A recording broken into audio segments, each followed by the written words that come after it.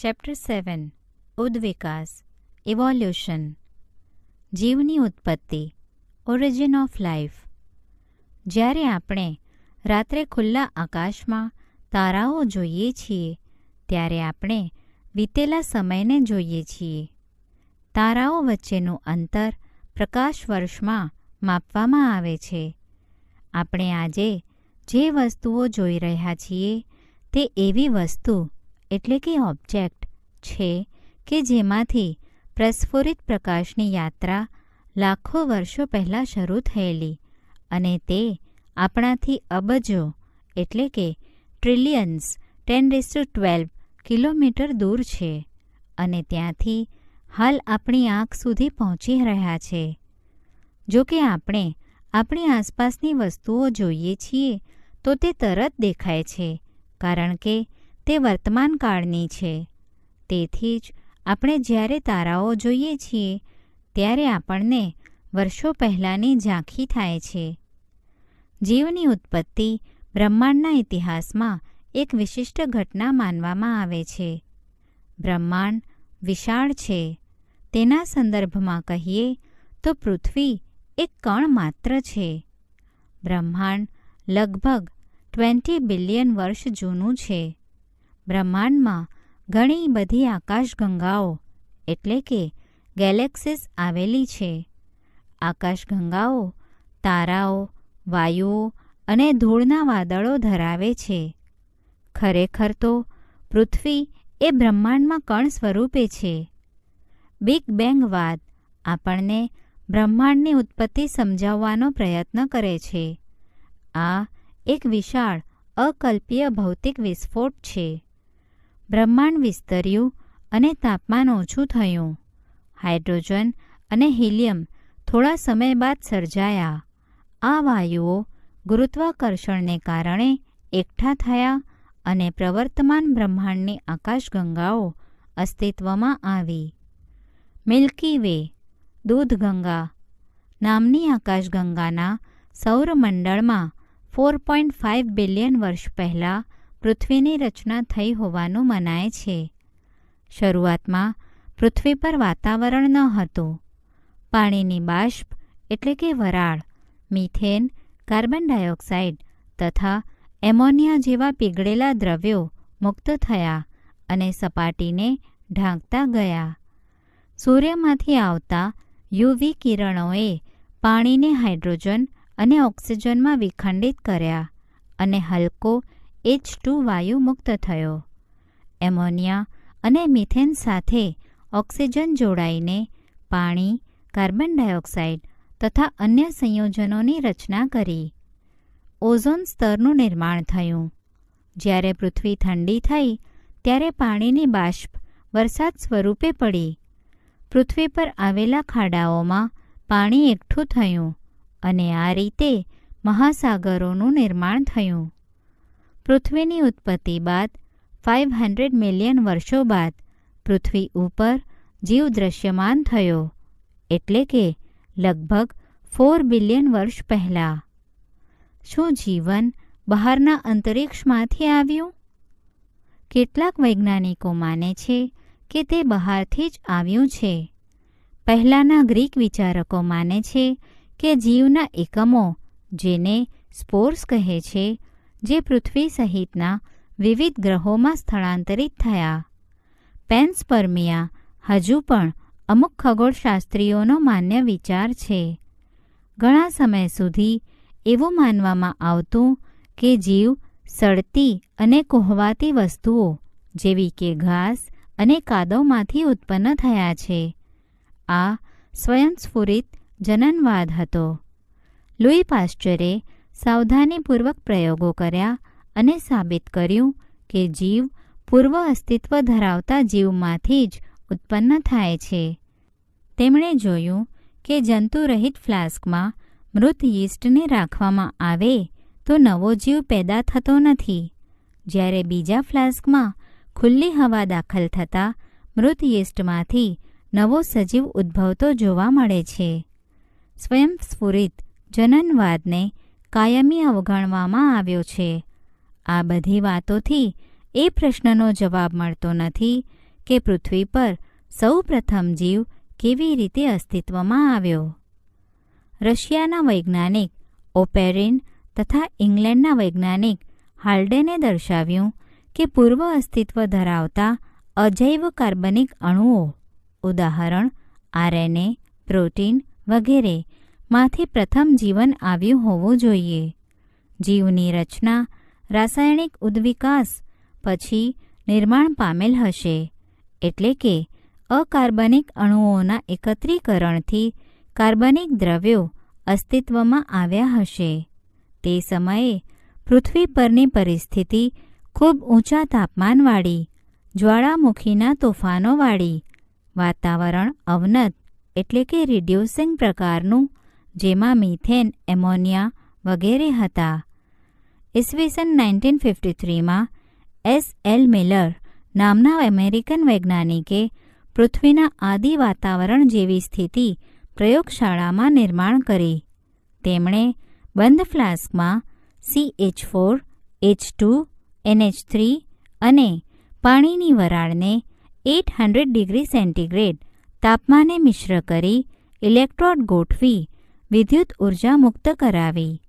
તેમણે જોયું કે તેમાં એમિનો એસિડનું નિર્માણ થયું હતું. આવું જ બીજા વૈજ્ઞાનિકોના આ પ્રકારના પ્રયોગોમાં જોવા મળ્યું. તેમાં શર્કરા, નાઇટ્રોજન બેઝ, રંજક દ્રવ્ય અને ચરબીનું નિર્માણ થયું. પૃથ્વી પર પડેલ ઉલ્કાઓનું પૃથ્થકરણ કરતા આવા દ્રવ્યો તેમાં પણ મળી આવે છે, જે દર્શાવે છે કે કદાચ અવકાશમાં પણ આવી જ ક્રિયા થતી હોવી જોઈએ. આવા મર્યાદિત પુરાવા સાથે રાસાયણિક ઉદ્વિકાસની વાતને વધતા કે ઓછા પ્રમાણમાં પ્રથમ સંકલ્પના તરીકે સ્વીકારેલ છે. આપણને ખ્યાલ નથી કે સૌ પ્રથમ સ્વયં વિભાજન પામી શકે તેવા જીવનના ચયાપચયિક બીજકોષો એટલે કે મેટાબોલિક કેપ્સ્યુલ કઈ રીતે ઉદ્ભવ્યા હશે. પ્રથમ અકોષીય નોન સેલ્યુલર જીવ 3 બિલિયન વર્ષ પહેલાં ઉત્પન્ન થયો હશે એવું માનવામાં આવે છે. તે મોટો અણુ હોવો જોઈએ, આરએનએ, પ્રોટીન, પોલિસેકેરાઇડ વગેરે. તેઓ કદાચ બીજકોષ એટલે કે કેપ્સ્યુલ સ્વરૂપમાં પોતાની રીતે પ્રજનન કરતા હોવા જોઈએ. 2000 મિલિયન વર્ષ પહેલાં સુધી પ્રથમ કોષીય ઉત્પત્તિ થયેલ નથી. મોટે ભાગે તેઓ એકકોષીય હતા. બધા જ જીવંત સ્વરૂપો પાણીના વાતાવરણમાં હતા. આમ જૈવજનન પ્રમાણે અજૈવિક અણુઓમાં ધીમે ધીમે ઉદ્વિકાસની પ્રક્રિયા થઈ. પ્રથમ જીવંત કોષ અસ્તિત્વમાં આવ્યો હશે તેવું મોટે ભાગે બધા જ સ્વીકારે છે. કઈ રીતે પ્રથમ કોષીય જીવમાંથી હાલનું જટિલ જૈવ વૈવિધ્ય અસ્તિત્વમાં આવ્યું હશે તે રસપ્રદ વાત છે. જીવંત સ્વરૂપોનો ઉદ્વિકાસ એક વાદ, સિદ્ધાંત. Evolution of life forms, a theory. રૂઢિગત ધાર્મિક સાહિત્ય આપણને વિશિષ્ટ સર્જનવાદ વિશે જણાવે છે. આ સિદ્ધાંત પ્રમાણે 3 શક્યતાઓ છે. પ્રથમ શક્યતા મુજબ આજે જોવા મળતા બધા જ સજીવો, સ્પીસીસ ઓર ટાઇપ્સ આ જ સ્વરૂપે ઉત્પન્ન થયેલા હોવા જોઈએ. બીજી શક્યતા મુજબ ઉત્પત્તિ મુજબ જેવી જૈવ વિવિધતા પહેલાં હતી તેવી જ ભવિષ્યમાં પણ રહેશે. ત્રીજી શક્યતા મુજબ પૃથ્વી લગભગ 4000 વર્ષ જૂની છે. આ બધા જ વિચારોને 19મી સદીમાં સખત રીતે પડકારવામાં આવેલા. આ વિચારો HMS બીગલ નામના સમુદ્રી જહાજમાં વિશ્વભરની સમુદ્રી સફર દરમિયાન ચાર્લ્સ ડાર્વિનના અવલોકનો પર આધારિત છે. તેમણે તારણ કાઢ્યું કે પૃથ્વી પરના સજીવો માત્ર એકમેક સાથે સામ્યતા દર્શાવે છે તેવું નથી, પણ વર્ષો પહેલાંના સજીવો સાથે પણ તેમની સમાનતા છે. આમાંના ઘણા સજીવો લુપ્ત થયેલા છે. પૃથ્વીના ઇતિહાસમાં વિવિધ સમયગાળામાં અમુક સજીવો લુપ્ત થયેલા છે, જેની સામે અમુક નવા પણ ઉતરી આવેલા છે. જીવ સ્વરૂપો ક્રમશઃ ઉદ્વિકાસ પામેલા છે. કોઈપણ વસ્તી લક્ષણોમાં રહેતી વિવિધતાને લીધે સ્થાયી છે. એવી લાક્ષણિકતાઓ છે કે કેટલાકને પ્રાકૃતિક પરિસ્થિતિ, હવામાન, ખોરાક, ભૌતિક ઘટકો વગેરેમાં વધુ સારી રીતે ટકી રહેવા માટે સક્ષમ બનાવે છે. આ પરિસ્થિતિ ઓછા સક્ષમ હોય તેવાને પાછળ રાખી દે છે. આ માટે બીજો શબ્દ યોગ્ય છે જે વ્યક્તિગત અથવા વસ્તી માટે વાપરી શકાય. જે વસ્તીની યોગ્યતા સારી તે પૃથ્વી પર ટકી શકે. આખરે ડાર્વિનના મતે યોગ્યતા એટલે ફક્ત પ્રજનન યોગ્યતા. તેથી જેઓ પર્યાવરણમાં સારી યોગ્યતા કેળવે છે તેઓ બીજા કરતાં વધુ સંતતિ ઉત્પન્ન કરી શકે છે. તેથી તે વધુ સમય ટકી શકે અને કુદરત તેને પસંદ કરે, જેને તેમણે નૈસર્ગિક પસંદગી કહી, જે ઉદ્વિકાસની એક પ્રક્રિયા છે. ચાલો આપણે પ્રકૃતિવિદ આલ્ફ્રેડ વાલેસને યાદ કરીએ કે જેમણે આ જ સમયે મલય આર્કિપેલાગો ક્ષેત્રમાં કાર્ય કરી આવું જ તારણ આપ્યું. સમય પસાર થતો ગયો તેમ તેમ દેખીતી રીતે નવા પ્રકારના સજીવો અસ્તિત્વમાં આવતા ગયા. હાલમાં અસ્તિત્વ ધરાવતા બધા જ સજીવોમાં સમાનતા જોવા મળે છે અને બધા જ પૂર્વજો સામાન્ય છે. તેમ છતાં આ પૂર્વજો પૃથ્વીના ઇતિહાસના વિવિધ સમયે હાજર હતા. પ્રકલ્પી યુગ, એપોક્સ, સમય અને કલ્પયુગો, એરાસ. પૃથ્વીનો ભૂસ્તરીય ઇતિહાસ એ પૃથ્વીના જૈવિક ઇતિહાસ સાથે ખૂબ જ સમાનતા દર્શાવે છે. અંતે સામાન્ય શક્ય તારણ એ છે કે પૃથ્વી ખૂબ જૂની છે. તે હજારો વર્ષો જૂની નહીં, પરંતુ તે અબજો, બિલિયન્સ વર્ષ જૂની છે. ઉદ્વિકાસ માટેના પુરાવાઓ શું છે? What are the evidences for evolution? પૃથ્વી પર જીવોનો ઉદ્વિકાસ થયો તે વાતના પુરાવા ઘણી દિશામાંથી પ્રાપ્ત થયા છે. અશ્મિઓ ખડકોમાં રહેલ જીવન સ્વરૂપોના સખત ભાગો છે. ખડકો, કાંપ, સેન્દ્રિય તત્વો, સેડિમેન્ટ્સનું નિર્માણ કરે છે અને પૃથ્વીના સ્તરોનો છેદ એ સંકેત આપે છે કે સેન્દ્રિય તત્વોની એક સ્તર ઉપર બીજા સ્તરની ગોઠવણી પૃથ્વીના લાંબા ઇતિહાસ દરમિયાનની છે. વિવિધ વયના અવસાદી ખડકો ભિન્ન જીવન સ્વરૂપોના અશ્મિઓ ધરાવે છે કે જે લગભગ આ ખાસ ખડકોના નિર્માણ દરમિયાન મૃત્યુ પામ્યા હશે. તેમાંના કેટલાક આધુનિક સજીવો સાથે સરખાપણું દર્શાવે છે.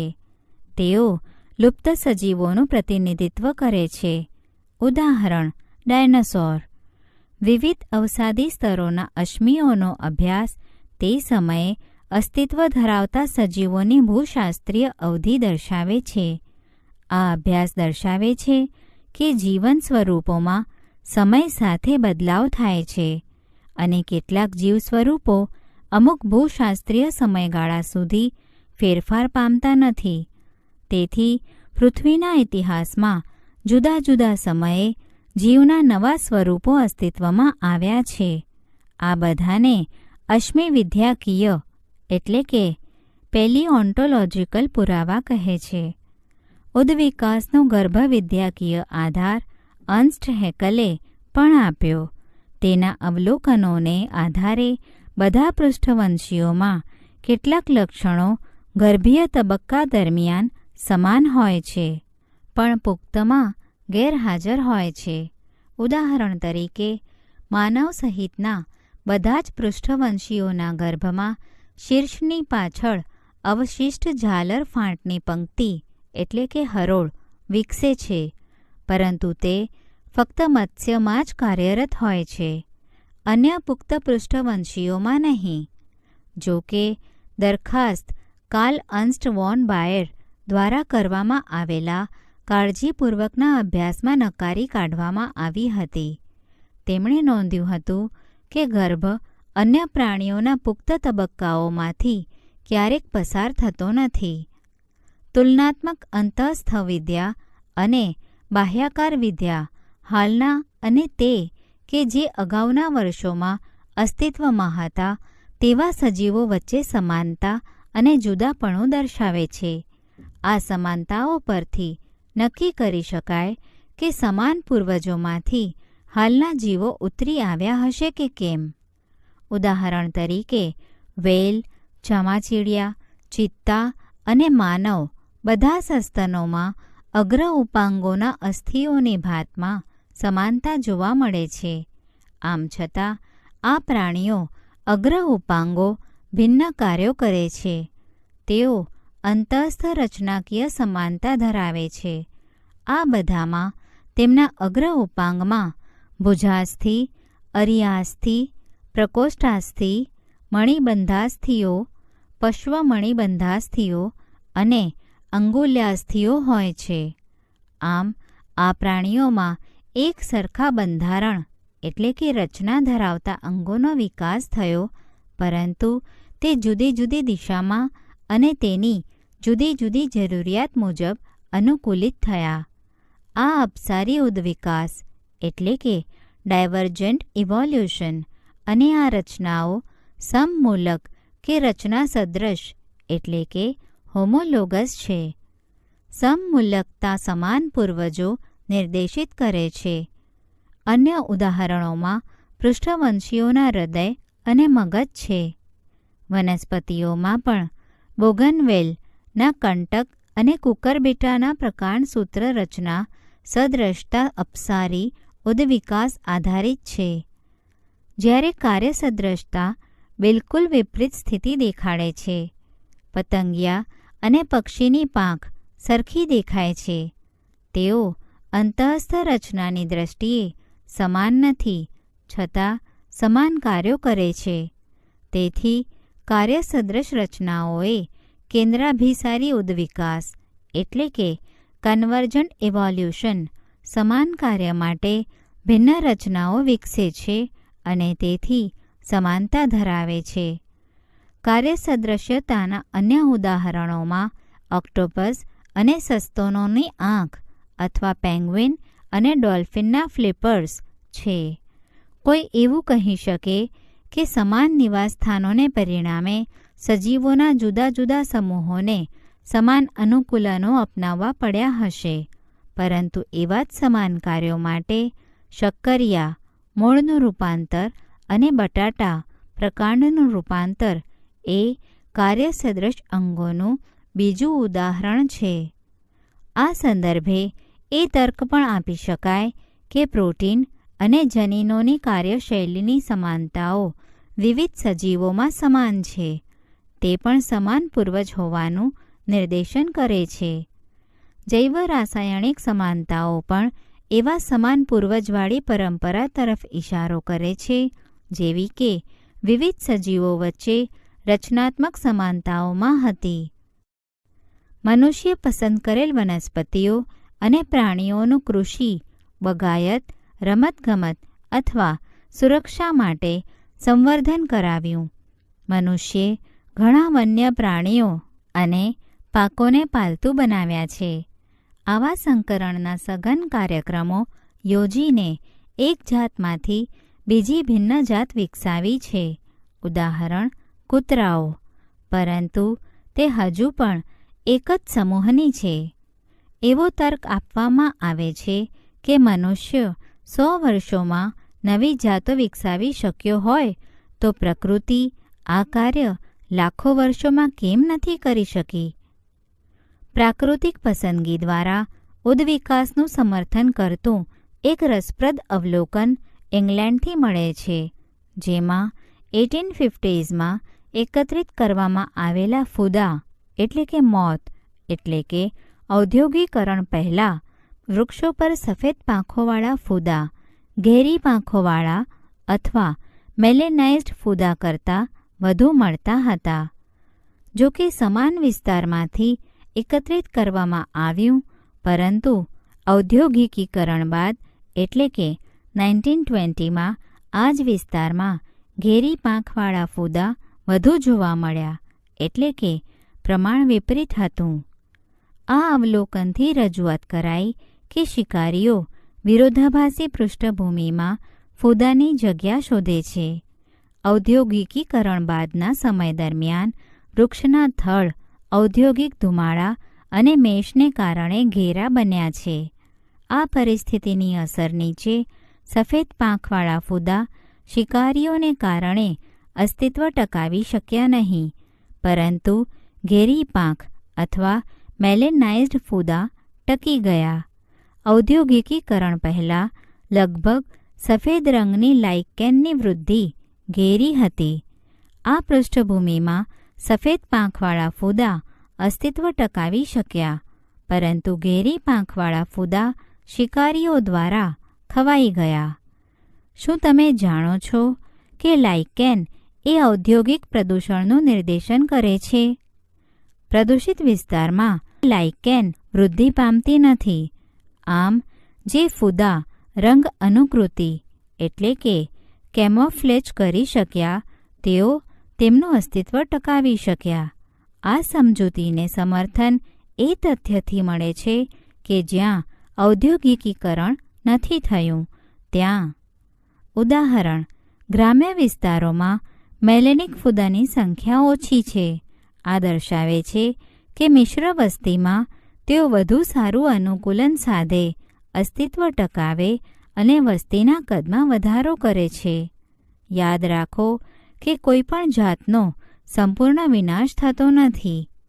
આ જ પ્રમાણે તૃણનાશકો, હર્બિસાઇડ્સ, કીટનાશકો, પેસ્ટિસાઇડ્સ વગેરેના વધુ પડતા ઉપયોગના પરિણામ સ્વરૂપ ઓછા સમયગાળામાં પ્રતિરોધક જાતોની પસંદગી થઈ. આ બાબત સૂક્ષ્મજીવો સામે પણ સાચી સાબિત થાય છે કે જેમના માટે આપણે પ્રતિજૈવિક દ્રવ્યો, એન્ટીબાયોટિક અથવા દવાઓને સુકોષ કેન્દ્રીય સજીવો અથવા કોષો સામે વાપરીએ છીએ. તેથી પ્રતિરોધક સજીવો અથવા કોષો ખૂબ જલ્દી એટલે કે પછી શતાબ્દીઓમાં નહીં તો મહિનાઓમાં અથવા વર્ષોમાં દેખાવા માંડ્યા છે. આ માનવ પ્રેરિત ક્રિયાઓ દ્વારા થતા ઉદ્વિકાસના ઉદાહરણો છે, જે એ પણ જણાવે છે કે ઉદ્વિકાસ એ પ્રારબ્ધવાદના અર્થમાં નિર્દેશિત પ્રક્રિયા નથી. પ્રકૃતિમાં તકની ઘટનાઓ અને સજીવોમાં વિકૃતિની તકને આધારે તે સ્ટોકેસ્ટિક પ્રક્રિયા. અનુકૂલિત પ્રસરણ શું છે? What is adaptive radiation? Darwin પોતાની યાત્રા દરમિયાન ગેલાપેગોસ ટાપુ ઉપર ગયા હતા, જ્યાં તેમને સજીવોમાં એક આશ્ચર્યચકિત કરતી વિવિધતા જોઈ. ખાસ કરીને નાનું કાળું પક્ષી કે જે પાછળથી ડાર્વિન ફિન્ચ કહેવાયું, તેણે તેમને ખૂબ આશ્ચર્યચકિત કર્યા હતા. તેમણે તે જ ટાપુ ઉપર ઘણી જાતની ફિન્ચ્સ જોઈ. તેમણે અંદાજ મૂક્યો કે બધી જ જાતો તેની જાતે જ ટાપુ ઉપર ઉદ્વિકાસ પામી છે. મૂળભૂત ફિન્ચના બીજ આહારી લક્ષણોની સાથે સાથે અન્ય સ્વરૂપો માટે પણ તેમની ચાંચો વિકસિત થઈ કે જેણે તેમને કીટભક્ષી અને શાકાહારી ફિન્ચ બનાવી દીધી. વિવિધ જાતિઓના ઉદ્વિકાસની પ્રક્રિયાઓ આપેલ ભૌગોલિક વિસ્તારના એક બિંદુથી શરૂ કરી બીજા ભૌગોલિક વિસ્તારો એટલે કે નિવાસસ્થાનો સુધી પ્રસરવાની પ્રક્રિયાને અનુકૂલિત પ્રસરણ એટલે કે એડેપ્ટિવ રેડિયેશન કહે છે. ડાર્વિન ફિન્ચ આ પ્રકારની ઘટનાનું એક ઉત્તમ ઉદાહરણ રજૂ કરે છે. બીજું ઉદાહરણ ઓસ્ટ્રેલિયન માર્સુપિયલ એટલે કે કોથળીધારીનું છે. મોટાભાગના માર્સુપિયલ એકબીજાથી ભિન્ન હતા. તેઓ એક જ પૂર્વજોના સમૂહમાંથી ઉદ્વિકાસ પામેલ હતા, પરંતુ તે બધા ઓસ્ટ્રેલિયન ટાપુના મહાદ્વીપ એટલે કે ખંડમાં જ વિકસ્યા હતા. જ્યારે અલગ ભૌગોલિક વિસ્તારમાં જુદા જુદા વસવાટનું પ્રતિનિધિત્વ એક કરતાં વધુ અનુકૂલિત પ્રસરણ જોવા મળે તો તેને અપસારી એટલે કે કન્વર્જન્ટ ઉદ્વિકાસ કહે છે.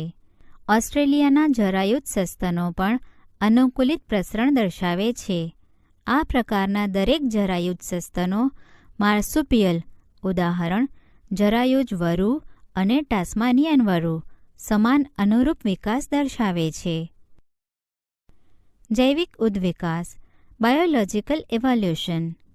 સાચા અર્થમાં પ્રાકૃતિક પસંદગીથી પૃથ્વી ઉપર ઉદ્વિકાસ ત્યારે શરૂ થયો હશે જ્યારે વિવિધ ચયાપચયી ક્ષમતા ધરાવતા સજીવોના કોષીય સ્વરૂપોની શરૂઆત થઈ હશે. ઉદ્વિકાસ અંગેના ડાર્વિનવાદનો મૂળ સાર પ્રાકૃતિક પસંદગી છે. નવા સ્વરૂપો પ્રગટ થવાનો દર જીવનચક્ર અથવા જીવનકાળ સાથે સંકળાયેલો હોય છે. ઝડપથી વિભાજન પામતા સૂક્ષ્મજીવો ઊંચી ગુણન ક્ષમતા ધરાવે છે અને કલાકોમાં લાખોની સંખ્યા પ્રાપ્ત કરે છે. આપેલ માધ્યમમાં વૃદ્ધિ પામતી બેક્ટેરિયાની એક વસાહત, ધારો કે એ, ખાદ્ય ઘટકોનો ઉપયોગ કરવાની ક્ષમતાના સંદર્ભમાં વિવિધતા ધરાવે છે. માધ્યમના બંધારણમાં ફેરફાર કરવામાં આવે તો વસ્તીનો ફક્ત તે જ ભાગ, ધારો કે બી, બાકી રહેશે કે જે નવી બદલાયેલી પરિસ્થિતિમાં ટકી રહ્યા હોય. કોઈ નિશ્ચિત સમય અથવા અવધિ દરમિયાન આ વસ્તીનું ભિન્નરૂપ બીજા કરતાં વધશે અને નવી જાતિઓ તરીકે અસ્તિત્વમાં આવશે.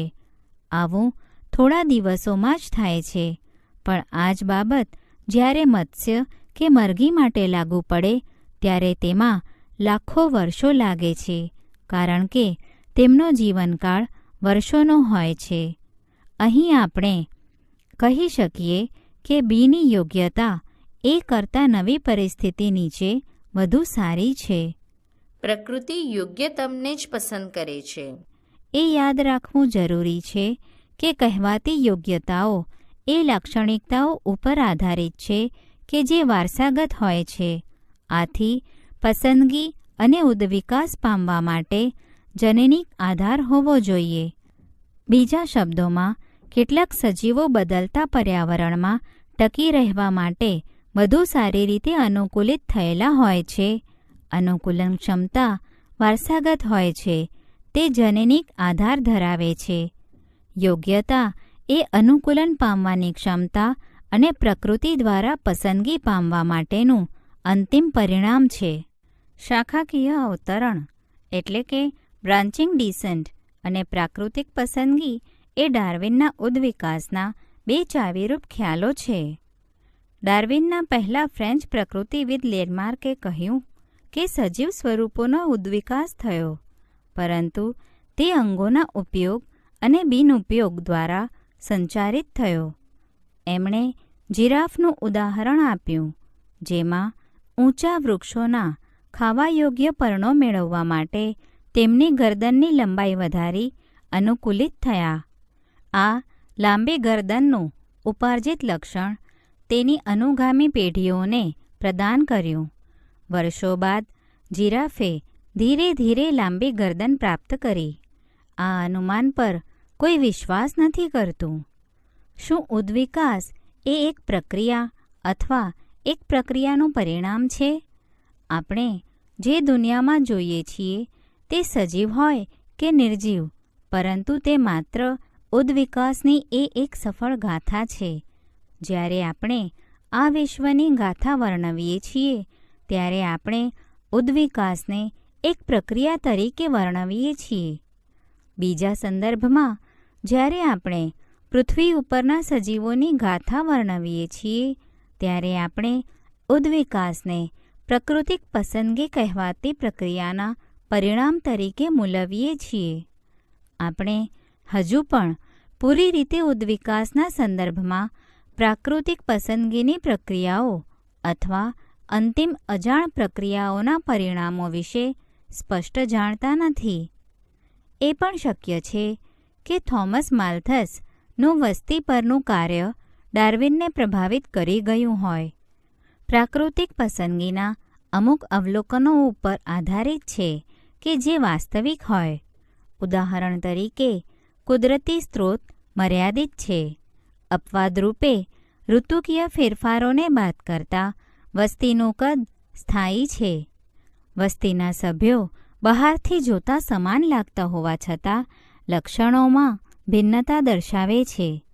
હકીકતમાં બે વ્યક્તિઓ પણ એક જેવી સરખી હોતી નથી. મોટાભાગની વિવિધતા વારસાગત હોય છે વગેરે.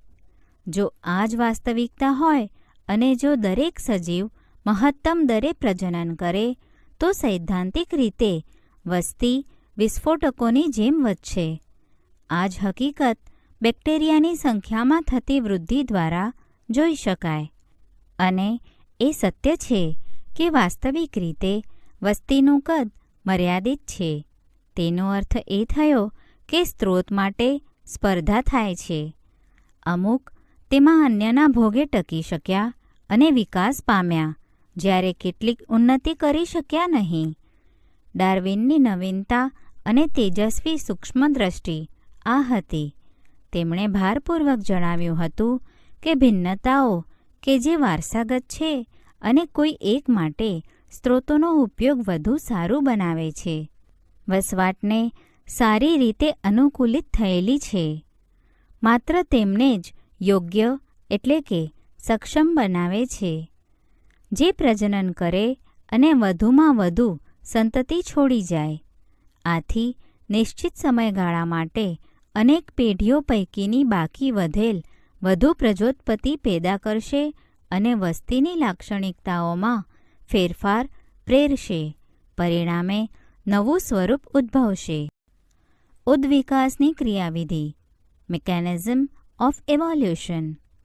આ ભિન્નતાનો ઉદ્ભવ શું છે અને કેવી રીતે જાતિ નિર્માણ એટલે કે સ્પેશિએશન થાય છે?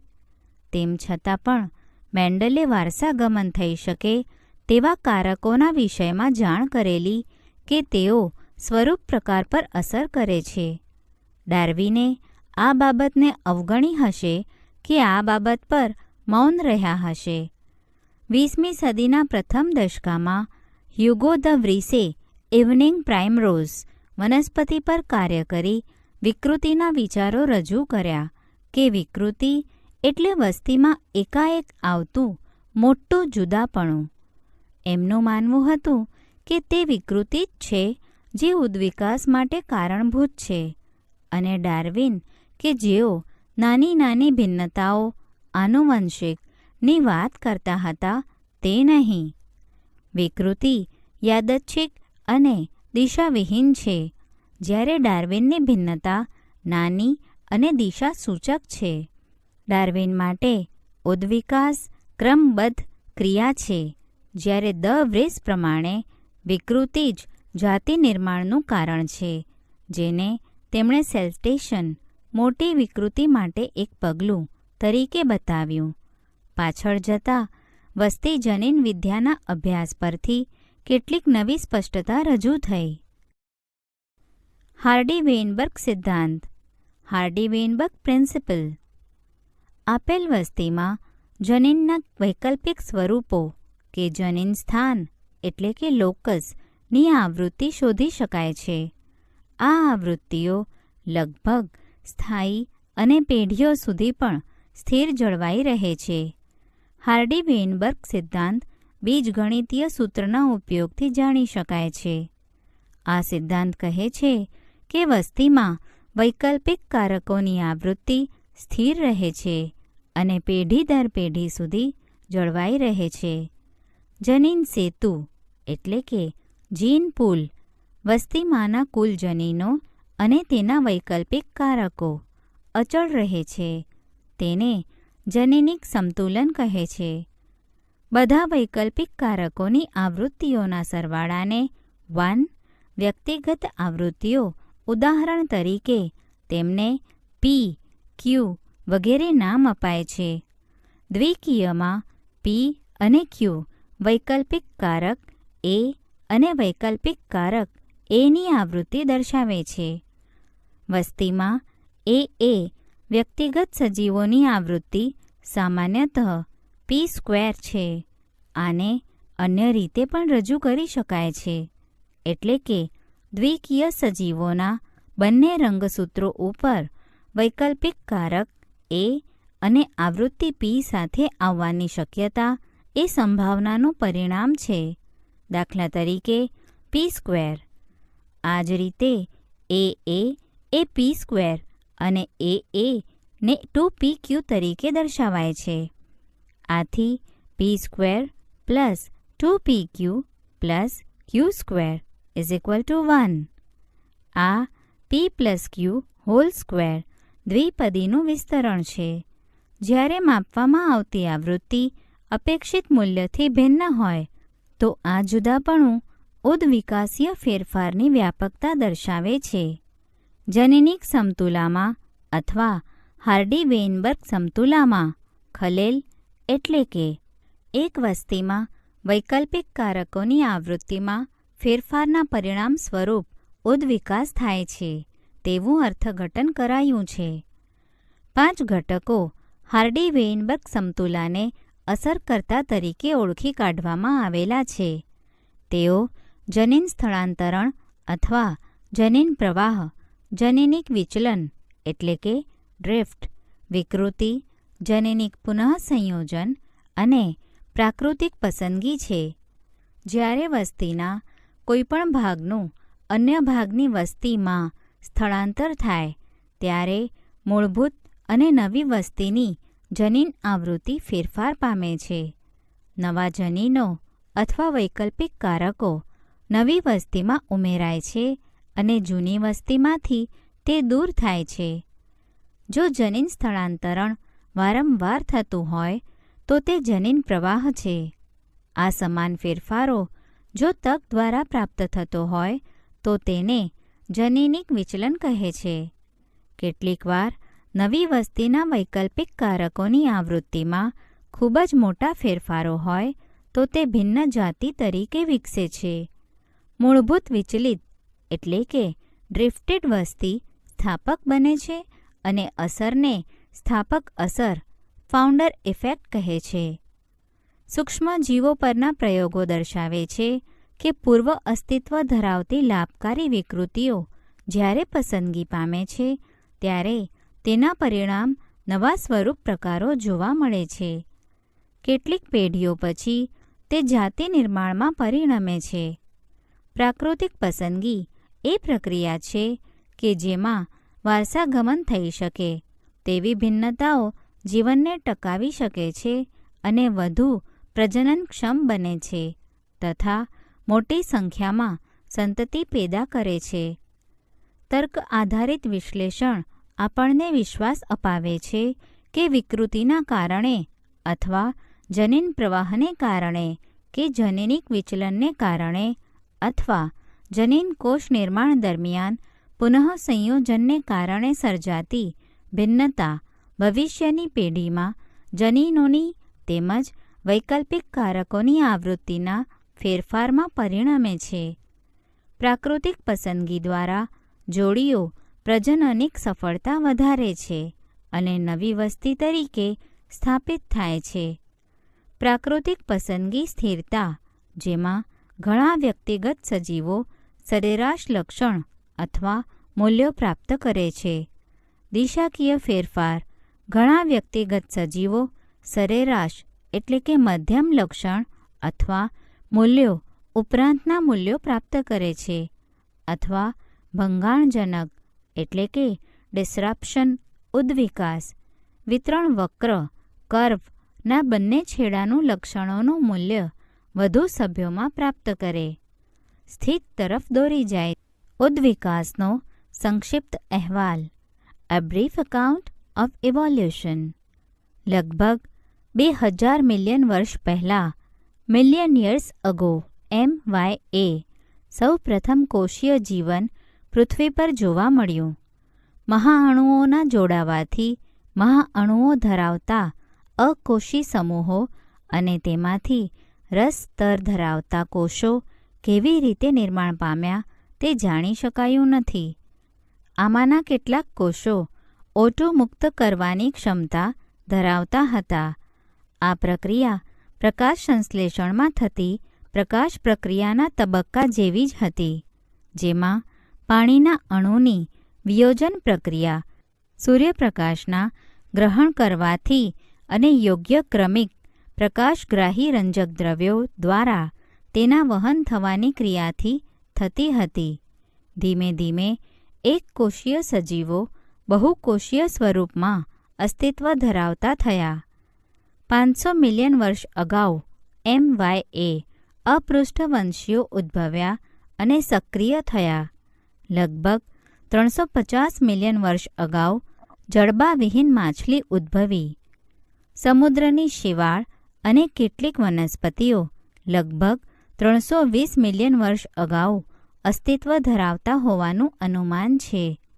આપણે કહી શકીએ કે વનસ્પતિઓ જમીન પર આવનાર સૌ પ્રથમ સજીવો હતા.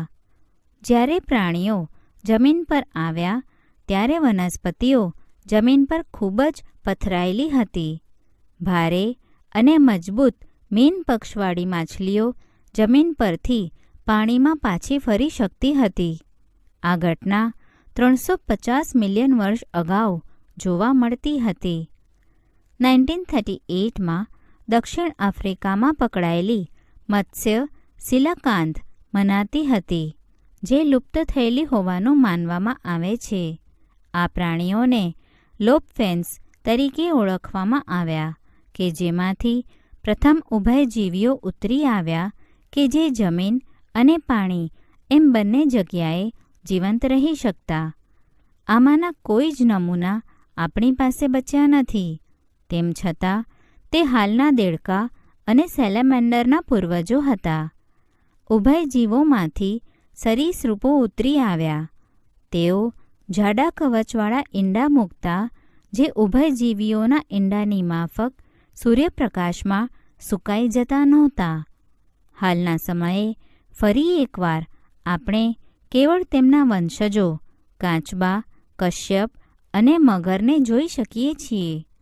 ત્યારબાદના 200 મિલિયન વર્ષ અથવા તે દરમિયાન ભિન્ન આકાર અને કદવાળા સરીસૃપો પૃથ્વી પર પ્રભાવી રહ્યા.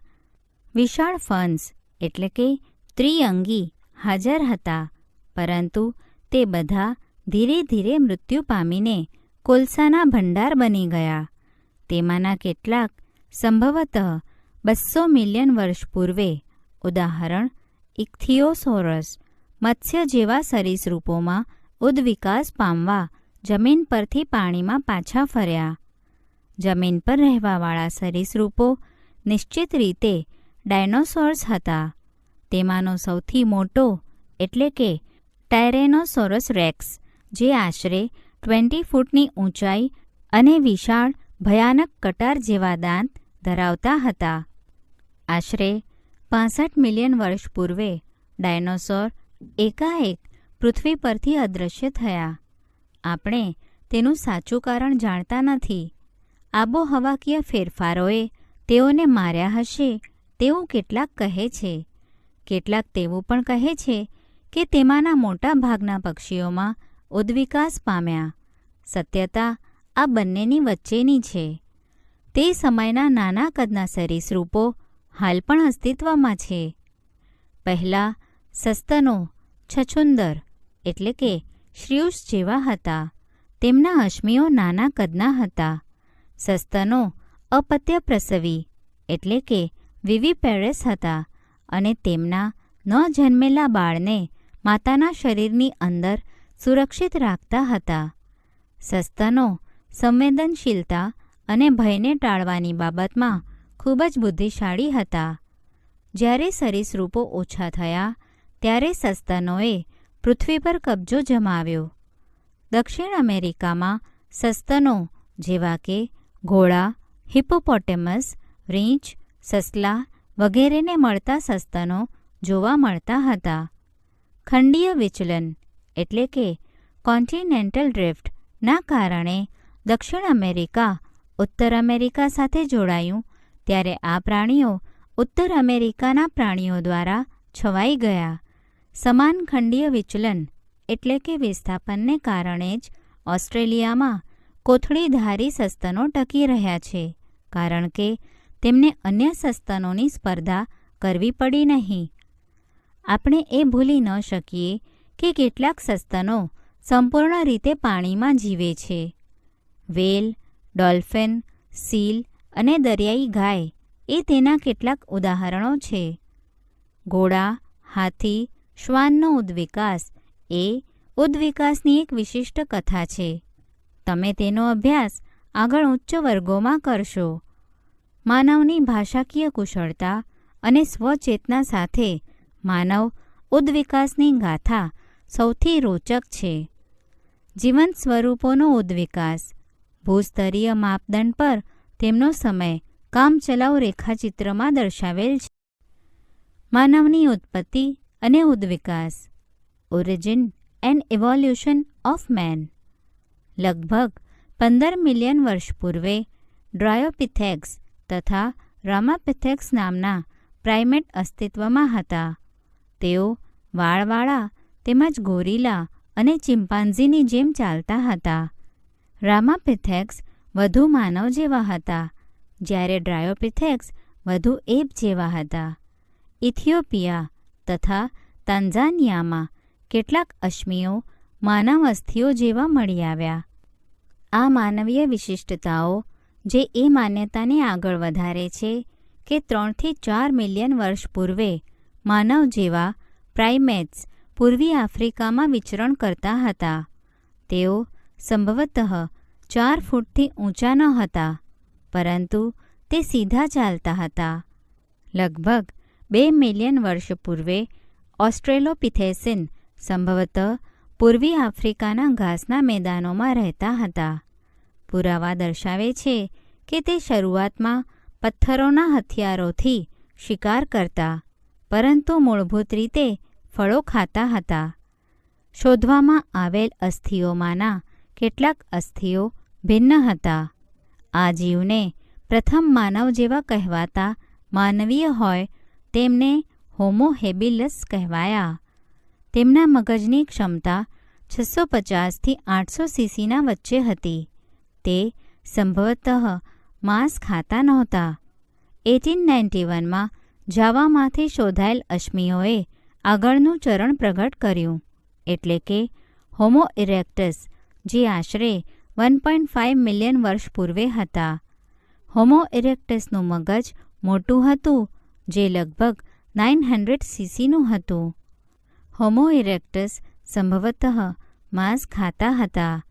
નિએન્ડરથલ માનવ 1400 સીસીના મસ્તિષ્ક કદ સાથે 1 લાખ થી 40,000 વર્ષ પૂર્વે પૂર્વી અને મધ્ય એશિયાની નજીક રહેતા હતા.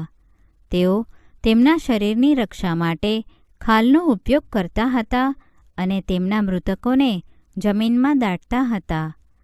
હોમો સેપિયન્સ આફ્રિકામાં પ્રગટ થયા, એટલે કે વિકસિત થયા, તથા સમગ્ર ખંડોમાં સ્થળાંતરિત થયા અને ભિન્ન જાતોમાં વિકસિત થયા. 75,000 to 10,000 વર્ષ અગાઉ હિમયુગ દરમિયાન આધુનિક હોમોસેપિયન્સ પ્રગટ થયા. પ્રાગૈતિહાસિક ગુફા કલાનો વિકાસ લગભગ 18,000 વર્ષો અગાઉ થયો હતો.